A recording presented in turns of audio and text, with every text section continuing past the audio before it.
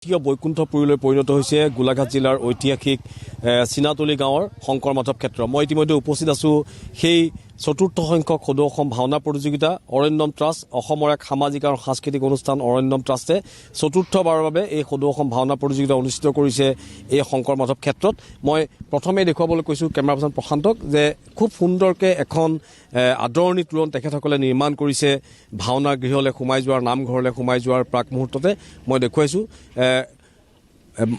ভগৱান বিষ্ণুৰ এক যি ৰাজ মুকুট, সেই মুকুট দি ইতিমধ্যে এই যি তোৰণভাগ ইয়াত নিৰ্মাণ কৰিছে আৰু খুব সুন্দৰভাৱে আমি দেখুৱাইছোঁ। আৰু আপুনি মূল তোৰণভাগত তলেদি সোমাই যোৱাৰ লগে লগে সুন্দৰ এক আধ্যাত্মিক পৰিৱেশ ইতিমধ্যে ইয়াত পৰিস্ফুট হৈছে, য'ত ভগৱান বিষ্ণুৰ 10 অৱতাৰ ইয়াত 10 অৱতাৰৰ মূৰ্তি ইয়াত স্থাপন কৰা হৈছে আৰু একেদৰে অন্যান্য যিসকল দেৱ দেৱতা আছে সেইসকলৰ প্ৰতিমূৰ্তি ইয়াত স্থাপন কৰা হৈছে। ভগৱান শ্ৰীকৃষ্ণ ৰাধাৰ প্ৰতিমূৰ্তি ইয়াত স্থাপন কৰা হৈছে আৰু ঠিক একেদৰে দুইজনা গুৰু শংকৰদেৱ আৰু মাধৱদেৱ দুইজনা গুৰুৰ খুব সুন্দৰ প্ৰতিমূৰ্তি ইয়াত ইতিমধ্যে স্থাপন কৰা হৈছে, য'ত গুৰু দুজনাৰ অপূৰ্ব সৃষ্টি ভাওনা আৰু সেই ভাওনাৰ প্ৰসাৰ আৰু প্ৰচাৰৰ বাবে অৰণ্যম ট্ৰাষ্টে এটা দীঘলীয়া সময় ধৰি তেখেতসকলে এই প্ৰচেষ্টা হাতত লৈছে। 2012 চনৰ পৰা এই সদৌ অসম ভাওনা প্ৰতিযোগিতা আয়োজন কৰি আহিছে আৰু এইবাৰ চতুৰ্থ সংখ্যক ভাওনা প্ৰতিযোগিতা প্ৰতি 4 বছৰৰ অন্তৰত এই প্ৰতিযোগিতা অনুষ্ঠিত হয়।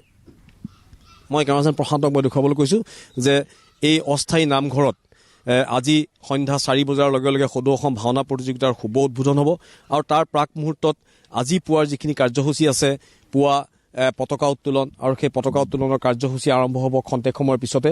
তাৰ পিছতে সদৌ অসম ভাওনা প্ৰতিযোগিতাৰ পতাকা উত্তোলন, অৰণ্যম ট্ৰাষ্টৰ পতাকা উত্তোলন, গুৰুজনাৰ প্ৰতিচ্ছবিত পুষ্পাঞ্জলি, বন্তি প্ৰজ্বলন আৰু ঠিক একেদৰে দুগৰাকীকৈ ব্যক্তি, যি দুগৰাকী ব্যক্তিয়ে ইতিমধ্যে এই অৰণ্যম ট্ৰাষ্টৰ শুভাকাংক্ষী আছিল, প্ৰাক্তন উপদেষ্টা আছিল জিতেন বুবুল শইকীয়া আৰু লাৱণ্য শইকীয়া, দুয়োগৰাকীক স্মৃতি তৰ্পণ কৰা হ'ব আৰু তাৰ পাছতেই নামঘৰৰ শুভ উদ্বোধন হ'ব, নাম প্ৰসংগ হ'ব আৰু দিনটোৰ যি কাৰ্যসূচী সেয়া সম্পন্ন হোৱাৰ পিছত সন্ধ্যা 4 বজাত সদৌ অসম ভাওনা প্ৰতিযোগিতা ইয়াত উদ্বোধন কৰিব উদযাপন সমিতিৰ অধ্যক্ষ তথা খুমটাই সমষ্টিৰ বিধায়ক মৃণাল শইকীয়াই। আৰু প্ৰায় 18 দিন ধৰি যি প্ৰতিযোগিতা চলিব তাত অসমৰ 7খন জিলাৰ 34টা ভাওনাৰ দলে অংশগ্ৰহণ কৰিছে।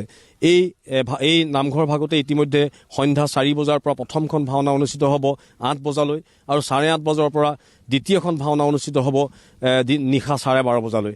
দৈনিক 2খনকৈ ভাওনা প্ৰতিযোগিতা ইয়াত অনুষ্ঠিত হ'ব আৰু 7খন জিলাৰ 34টা ভাওনাৰ দলে ইতিমধ্যে অংশগ্ৰহণ কৰিছে, য'ত চিনাতলীত এই শংকৰ মাধৱ ক্ষেত্ৰত অনুষ্ঠিত হ'ব লগা সদৌ অসম ভাওনা প্ৰতিযোগিতাই অসমৰ ভাওনা প্ৰতিযোগিতাৰ এখন মহা সংগ্ৰাম বুলি উল্লেখ কৰিছে, বিভিন্নজনে অভিহিত কৰিছে আৰু ভাওনাৰ এখন বিশ্বকাপ বুলি ইতিমধ্যে বিভিন্নজনে অভিহিত কৰিছে, য'ত নেকি আজিলৈকে একেলগে 34খন ভাওনাৰ প্ৰতিযোগিতা একেলগে ক'তো অনুষ্ঠিত হোৱা নাই আৰু এয়াই হৈছে চিনাতলীৰ ঐতিহাসিক শংকৰ মাধৱ ক্ষেত্ৰ, য'ত একেলগে 34খন ভাওনা প্ৰতিযোগিতাত অংশগ্ৰহণ কৰিব অসমৰ 7খন জিলাৰ। সঁচাই দ্বিতীয় বৈকুণ্ঠপুৰীলৈ পৰিণত হৈছে বুলি ক'ব লাগিব। আমি দেখুৱাইছোঁ ইতিমধ্যে সকলোখিনি কাম সম্পূৰ্ণ সাজু, কেৱল পতাকা উত্তোলনৰ লগে লগে আজি দিনটোৰ কাৰ্যসূচী আৰম্ভ হ'ব। আমাৰ উদযাপন সমিতিৰ বিষয়ৰ পৰা আৰম্ভ কৰি সকলোখিনিয়ে ইতিমধ্যে তৎপৰ হৈছে আজিৰ এই কাৰ্যসূচী শুভাৰম্ভ কৰিবৰ বাবে। সকলোবিলাক আহি উপস্থিত হৈছে। মই অকণমান আমাৰ এজন সম্পাদক আছে, মই তেখেতক মাতিছোঁ। প্ৰস্তুতি সম্পূৰ্ণ, কিমান সময়ৰ পিছত আৰম্ভ হ'ব আজি কাৰ্যসূচী? অকণমান সময়ৰ ব্যৱধান হৈছে। খন্তেক পাছতে আমাৰ পতাকা উত্তোলন প্ৰথম কাৰ্যসূচী হ'ব। অৰণ্যম ট্ৰাষ্টৰ লগতে সদৌ অসম ভাওনা প্ৰতিযোগিতাৰ পতাকা উত্তোলনৰ প্ৰথম কাৰ্যসূচী খন্তেক পাছতে আমি আৰম্ভ কৰিম। তাৰ পাছতে বৃক্ষৰোপণ কাৰ্যসূচী আছে, তেনেধৰণে নাম প্ৰসংগ আছে। একাদিক্ৰমে আজি দিনৰ কাৰ্যসূচীসমূহ চলি যাব। তাৰপিছত নিশাৰ ভাগলৈ আমাৰ প্ৰথমতে বন্তি প্ৰজ্বলনৰ পৰা আদি কৰি প্ৰথম সভাখনি আৰম্ভ হ'ব। আজি বিশিষ্ট অতিথি আমাৰ মৃণাল কুমাৰ শইকীয়াদেৱ আমাৰ মাজত উপস্থিত থাকিব, লগতে বিশিষ্ট অতিথিসকল গোলাঘাটৰ উপায়ুক্ত মহোদয় আমাৰ মাজত উপস্থিত থাকিব, লগতে বহুকেইজন আমাৰ বিশিষ্ট অতিথি আমি আমন্ত্ৰণ জনাইছোঁ আজি সভালৈ। তাৰ পাছতেই আজিৰ প্ৰথম দিনৰ প্ৰতিযোগী দল দেৰগাঁৱৰ জনাৰ্দন শিল্পী সমাজৰ দক্ষযোগ্য একমাত্ৰ প্ৰতিযোগী দলৰ ভাওনাখন আমি আজি অনুষ্ঠিত কৰিম।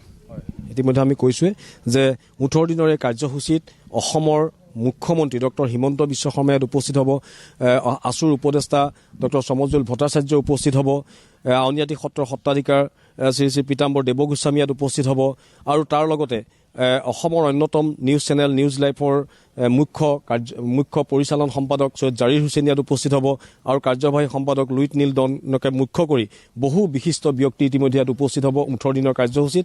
আমি প্ৰতিদিনৰ কাৰ্যসূচী প্ৰতিটো মুহূৰ্ত আপোনালোকক দেখুৱাবলৈ চেষ্টা কৰিম। ইতিমধ্যে ভকতসকলে নাম প্ৰসংগৰ কাৰণে মাহ প্ৰসাদৰ যি আয়োজন কৰিব লাগে সেইখিনি ইতিমধ্যে আৰম্ভ কৰিছে। পতাকা উত্তোলন হোৱাৰ লগে লগে ইতিমধ্যে বাকী যিখিনি কাম আছে সেই কামখিনি পূৰ্ণগতিত আৰম্ভ হ'ব।